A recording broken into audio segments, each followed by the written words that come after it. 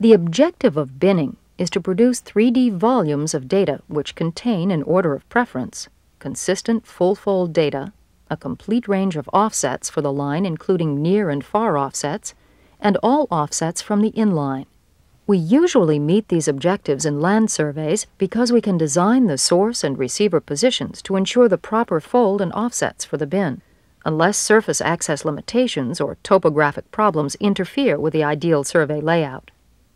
But in marine work, bins will be complete only if the streamer experienced near-zero feathering during the survey.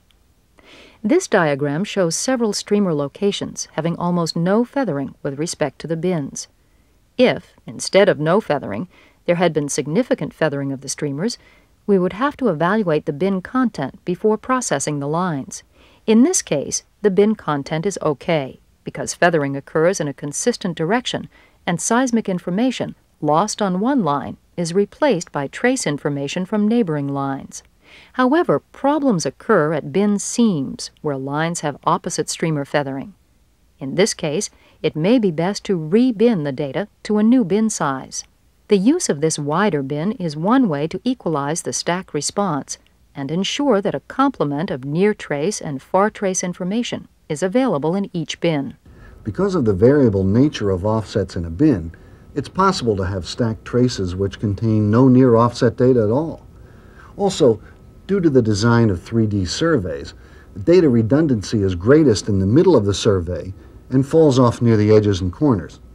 This fall off of fold and offsets is something to be aware of when interpreting 3D data. Data quality will vary throughout the survey, so don't be surprised if frequency content and amplitude seem lower in the end traces of a 3D display. After performing statics corrections, scaling the data, and adjusting the bin size, we may want to add or interpolate new lines into the bin between the lines we acquired in the field. The process of interpolating new lines into the data volume is called spatial interpolation. Sometimes we use this increased density of lines to construct a regular grid, since many statistical analyses and processing algorithms, such as migration, work better on regularly sampled data.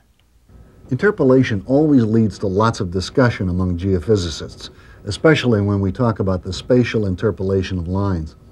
Our concerns center on the fact that interpolation cannot generate new data. As a result, interpolated data cannot enhance resolution. In fact, the interpolated lines can be misleading, since they imply detailed data coverage that does not really exist. For years, we have used interpolation techniques, such as sync function and linear FK interpolations. But applying these techniques to spatially sampled data creates artifacts if the data were aliased before interpolation.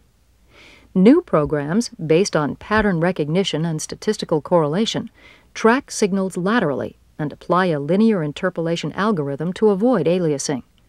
Although some interpreters are still wary of spatial interpolation, this process can enhance the quality and appearance of our data, especially migrated data. Let's look at two cases where we can use interpolation approaches to improve data quality and appearance. First, older 3D or sparse line data collected with a 100-meter line spacing can benefit from a 4-to-1 interpolation, resulting in an effective 25-meter line spacing. Second, in a prospect with several 2D data sets, we can merge these data sets using a variable interpolation scheme to improve data quality and appearance.